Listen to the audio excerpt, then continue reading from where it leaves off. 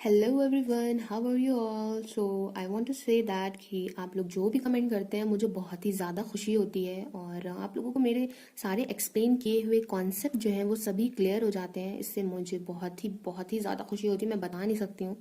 And आप लोगों में से कितने लोग हैं जिन्होंने इस बार आईएसएस का एग्ज़ाम दिया था और आप लोगों का रिजल्ट क्या आया, आप लोग मुझे कमेंट बॉक्स में कमेंट करके ज़रूर बताइएगा।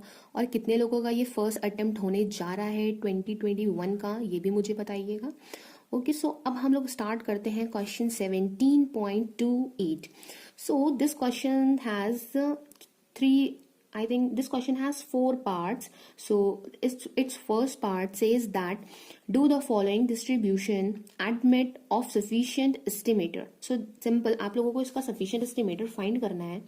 सो जो फर्स्ट पार्ट है उसमें देखिए आप लोगों को ये पीडीएफ गिवन है। अगर आप लोगों को याद हो, आप लोगों ने जब क्वेश्चन 17.26 डिस्कस किया था मेरे साथ, सो उसमें भी देखिए कुछ इसी तरह का एक पीडीएफ गिवन था जिसमें 1/थीटा था, बट एक्स की जो रेंज थी वो 0 से थीटा की ओर जा रही थी। बट इस क्वेश्चन में देखिए 1/थीटा है, बट एक्स की जो रेंज है वो जा रही है आपकी के थीटा टू के प्लस 1 इंटू थीटा। ओके, यहाँ पे देखिए दोनों तरफ अपर लिमिट और जो लोअर लिमिट है एक्स की रेंज की, उनमें दोनों में ही थीटा आ रहा है। सो देखिए यहाँ पे हम लोग क्या करेंगे, ये आप लोग उस 17.26 का जो पार्ट ए है उसका समझ लीजिए, ये दूसरा टाइप है। सो आप लोग यहाँ से देखिए इसको हम लोग क्या करेंगे, तो सबसे पहले देखिए हम लोग यही काम करते हैं कि इसका हम लोग पीडीएफ लिख लेते हैं। तो ये पीडीएफ हमने लिखा, देन ये हो जाएगा के theta less than equal to x, then less than equal to क्या हो जाएगा के प्लस 1 इंटू थीटा।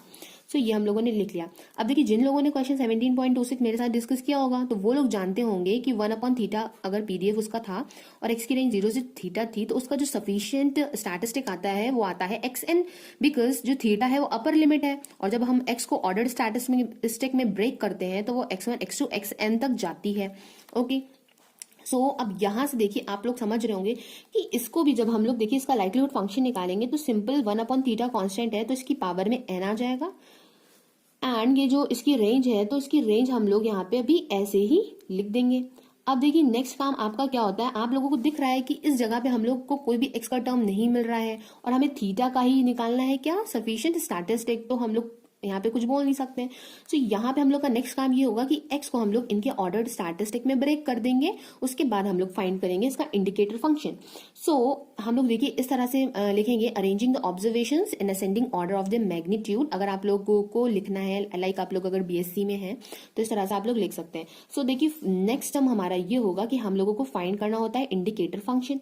सो इसमें देखिए हम लोग जब इसको ब्रेक करेंगे x1 x2 xn में, सो देखिए इसकी रेंज क्या आ जाएगी, मैं डायरेक्टली यहीं पे लिख दे रही हूँ, आप लोग समझ लीजिएगा। देखिए ये के थीटा हो गया, अब x को हम लोग ब्रेक करेंगे x1, ये हो जाएगा लेस देन x2, फिर ये लेस देन हो जाएगा, अब तो ये कहाँ जाएगा xn तक जाएगा।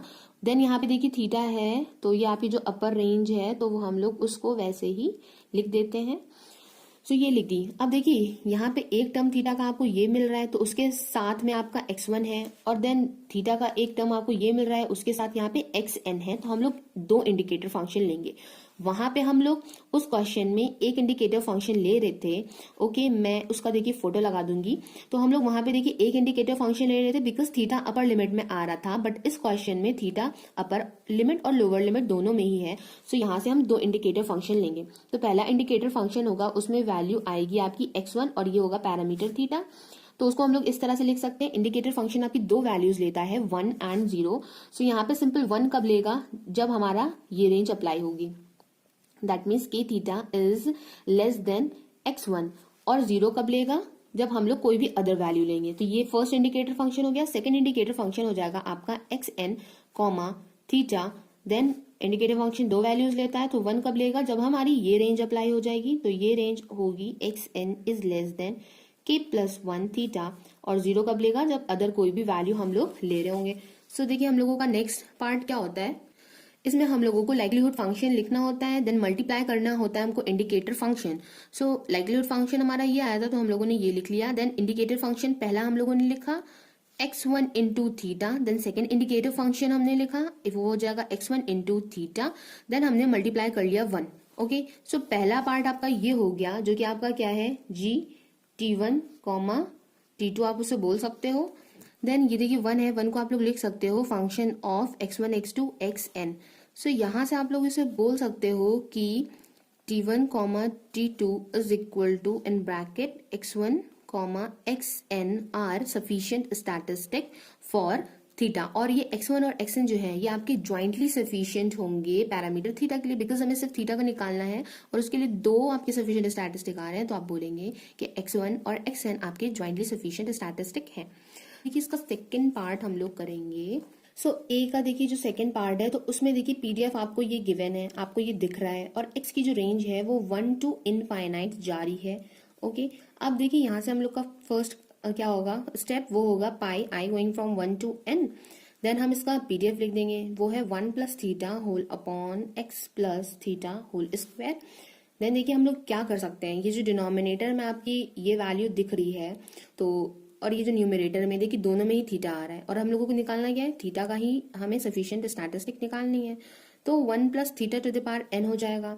ठीक है, अब देखिए इसकी पावर n हो गया। अब यहाँ पे भी तो पाई का कुछ ना कुछ रोल होगा, बिकॉज यहाँ पे देखिए x की वैल्यू आ रही है। अगर आप लोग इस तरह से देखना चाहें तो हम लोग इसको ऐसे भी लिख सकते हैं, pi i going from 1 to n x i plus theta whole square. Because देखिए पाई जब कांस्टेंट पे ऑपरेट हुआ तो उस पर तो पावर n लग गया, बट डिनोमिनेटर में आपका x था तो हम लोगों ने उसके साथ पाई को इस तरह से लिख दिया है। अब देखिए हम लोग क्या कर सकते हैं, इसको यहाँ से 1 मल्टीप्लीकेशन में करके लिख देंगे, बिकॉज ये देखिए सेपरेट नहीं हो सकता है। सो ये पहला पार्ट हो गया हमारा, ये किसका था, जी टी कॉमा थीटा का, और सेकेंड पार्ट आपका क्या हो गया, H of x1 x2 xn हो गया। सो यहाँ से आप लोग क्या बता सकते हो कि थीटा का सफिशिएंट स्टैटिस्टिक क्या होगा। देखिए ये मैं बताती हूँ, तो ये क्या हो जाएगा, देखिए x जो है वो थीटा के साथ एक तो प्लस में है, देन इसका स्क्वायर भी है, तो हम लोग कुछ अलग से थीटा यहाँ पे एक्स आई बता भी नहीं सकते हैं, बिकॉज यहाँ पे ऑलरेडी पाई भी लगा है और यहाँ पे स्क्वायर भी है। यहाँ से आप लोग सिंपल ये देख के बता सकते हो, पाई का मतलब होता है प्रोडक्ट। यहाँ से सिंपल x है और i भी है, दैट मीन्स x की जो वैल्यू है वो 1 to n जा रही है, तो सिंपली हो जाएगा x1 x2 xn जो है आपके वो क्या हो जाएंगे, वो आपके हो जाएंगे सफिशिएंट स्टैटिस्टिक फॉर थीटा। अब ये देखिए इसके ए के जो दो पार्ट्स थे वो हो गए हैं कंप्लीट। अब इसके पार्ट जो बी है, देखिए बी जो पार्ट है उसमें बी बी दो बार लिखा हुआ है, तो फर्स्ट जो बी है वो बी है, देन आपका सी है, सी के बाद आपका डी है, इसके टोटल 4 पार्ट्स हैं। जो बी पार्ट है मैं उसको बता रही हूँ, ये बोल रहा है explain if the following distribution admit sufficient statistic for the parameter theta. इसके पैरामीटर थीटा के लिए आपको सफिशिएंट स्टैटिस्टिक बतानी है। तो ये देखिए ये भी बहुत ज़्यादा इजी है, आप लोग फटाफट अपनी कॉपी पे सब लोग लगा लीजिए। यहाँ से देखिए अगर मैंने एफ एक्स लिखा तो वो हो जाएगा 1 plus theta x to the power theta, और एक्स की रेंज आ रही है 0 to 1।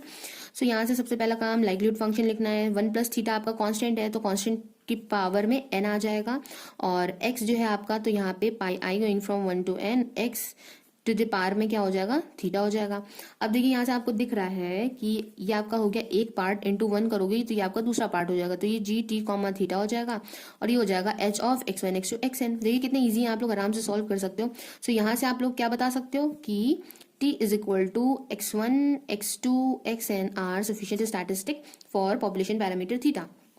देखिए क्वेश्चंस आप लोगों के मोर और लेस सेम ही होते हैं, बस थोड़ा बहुत इनकी वैल्यूज में चेंज आ जाता है। जैसे इससे पहले क्वेश्चन हम लोगों ने किया था वहाँ पे सिंपल थीटा था और x to the power theta -1 था, बट यहाँ पे देखिए हल्का फुल्का सा उसको चेंज कर दिया है इन लोगों ने। क्वेश्चंस ये लोग मोस्टली सेम ही होते हैं इनके। अब देखिए नेक्स्ट इसका जो है पार्ट बी हो गया है हम लोगों का। अब पार्ट बी के बाद देखिए मैं आपको बताती हूँ इसका जो पार्ट सी है। पार्ट सी में आप लोग देख रहे हो कि यहाँ से इन्होंने जो पीडीएफ गिवन है वो कुछ इस तरह से गिवन है। देखिए फर्स्ट ऑफ ऑल हम लोग क्या करेंगे, इसका लाइक्लीहुड फंक्शन निकालेंगे। तो मैं डायरेक्टली देखिए लाइक्लीहुड फंक्शन लिख रही हूँ, तो ये क्या हो जाएगा, pi i going from 1 to n हो जाएगा हाफ। अब ये आपका क्या है, e टू द पावर है, तो आप उसको exponential minus mod x minus theta इस फॉर्म में करके भी लिख सकते हो।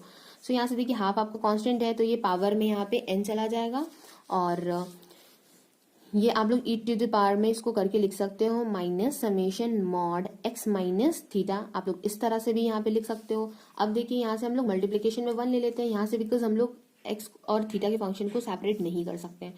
सो देखिए यहाँ से पहला ये टर्म हो गया, ये आपका जी टी कॉमा थीटा हो गया, और ये आपका फंक्शन ऑफ सैम्पल वैल्यूज हो गया। सो यहाँ से देखिए आप लोग क्या बोल सकते हो, बिकॉज देखिए यहाँ से थीटा ये आ रहा है और x की वैल्यू ये है जिसपे कि समेशन आपका ऑपरेट है। सो यहाँ से क्या हम लोग ये बोल सकते हैं कि x की जो वैल्यूज हैं वो आपकी 1 से लेकर n तक जाएंगी।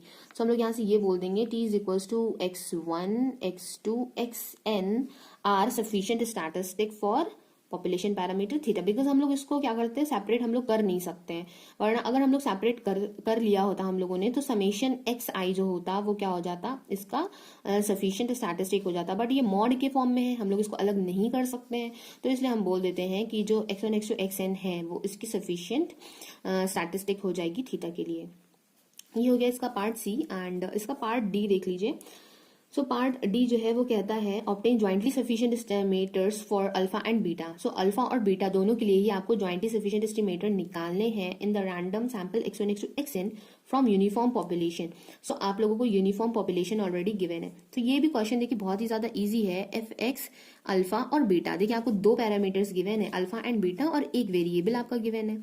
सो आपने यहाँ पे लिख लिया, ये हो जाएगा बीटा माइनस अल्फा, एंड ये हो जाएगा alpha is less than x is less than equal to beta. अब हम जैसे हम लोगों ने क्वेश्चन देखिए सॉल्व किया था 17.28 के ए का जो पार्ट 1 था उसमें भी देखिए दोनों तरफ ही पैरामीटर आ रहे थे। दैट मीन्स लोअर लिमिट और अपर लिमिट दोनों में ही पैरामीटर थे। इस क्वेश्चन में भी देखिए इसकी लोअर लिमिट और अपर लिमिट दोनों में ही पैरामीटर है। तो सबसे पहले तो हम लोग एक्स की जो ऑर्डर स्टैटिस्टिक है उनमें उसको ब्रेक करके अरेंज कर लेंगे। तो वो आपका क्या हो जाएगा, x1 less than x2 less than xn आएगा फाइनल में, then less than equal to ये क्या हो जाएगा यहाँ पे बीटा हो जाएगा। सो अब देखिए इसके बाद हम लोग क्या करेंगे, इसका हम लोग क्या निकालते हैं, इंडिकेटर फंक्शन निकालते हैं। सो यहाँ पे भी दो इंडिकेटर फंक्शन निकलेंगे, बिकॉज यहाँ पे देखिए अल्फा है एक पैरामीटर, देन ये देखिए दूसरा पैरामीटर ये है, तो दोनों पैरामीटर्स के लिए हम लोग दो इंडिकेटर फंक्शन निकालेंगे।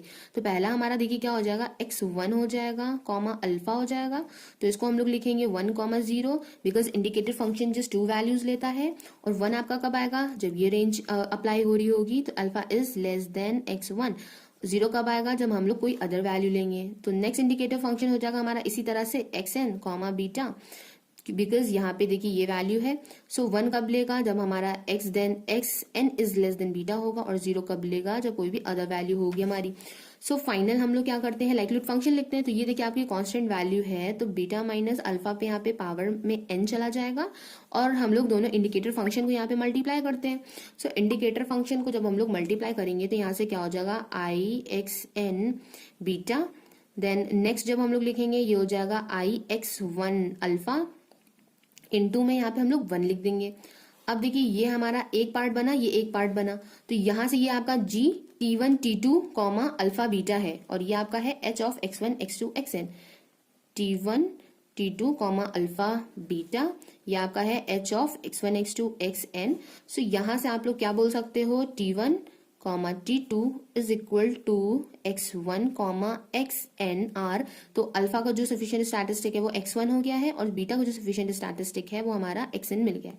सो आई होप कि इसके सारे पार्ट आप लोगों को समझ में आए होंगे, और अगर समझ में आए हो तो मुझे कमेंट करके कमेंट बॉक्स में बताइए। और thank you for watching my video, have a nice day.